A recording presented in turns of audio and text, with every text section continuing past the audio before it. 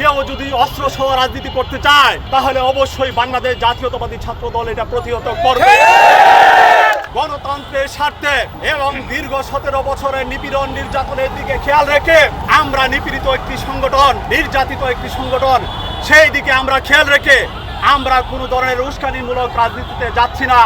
কিন্তু তার মানে এই নয় তারা দীর্ঘদিন সন্ত্রাসের রাজনীতি কায়েম করবে আর আমরা হাত গুটিয়ে বসে থাকবো। অবশ্যই কেউ যদি সন্ত্রাস কায়েম করতে চায়, কেউ যদি অস্ত্র সহ রাজনীতি করতে চায়, কেউ যদি বাংলাদেশে উগ্রবাদ কায়েম করতে চায় তাহলে অবশ্যই বাংলাদেশ জাতীয়তাবাদী ছাত্র দল এটা প্রতিহত করবে।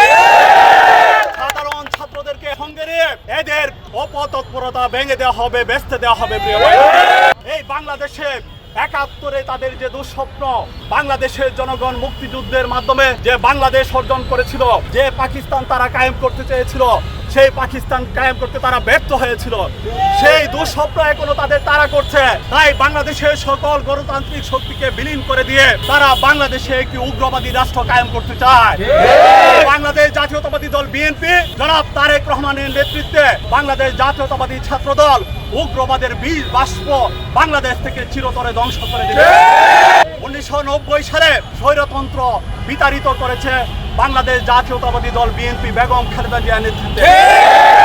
প্রিয় ভাইরা আমার, 2024 সালে খুনি হাসিনাকে বিতাড়িত করেছে বেগম খালেদা জিয়া এবং তারেক রহমানের নেতৃত্বে এই দেশের আপামর ছাত্র সমাজ এবং বাংলাদেশের সাধারণ জনগণ। প্রিয় ভাইরা, তাই বিএনপিকে আওয়ামী লীগের মতো একটি সন্ত্রাসী সংগঠন এবং তোমাদের মতো ৭১ পরাজিত শক্তির মতো যদি মনে করো, তোমরা যদি মনে করো যে 1971 সালে তোমরা লক্ষ লক্ষ মানুষ হত্যা করে, মা বোনদের নির্যাতন করে, নিপীড়ন করে, ধর্ষণ করে তোমরা যদি বিএনপিকে আওয়ামী লীগ এবং জামাত শিবিরের মতো উগ্রবাদী এবং কালো শক্তির সাথে মেলাতে চাও, তাহলে তোমাদেরকে বলতে চাই বাংলাদেশের একমাত্র গণতান্ত্রিক শক্তি বাংলাদেশ জাতীয়তাবাদী দল বিএনপি।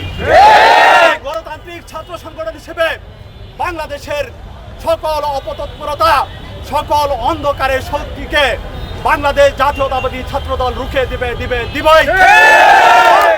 সকল অপশক্তির কবর রচনায় বাংলাদেশের বুকে হবে ইনশাল্লাহ।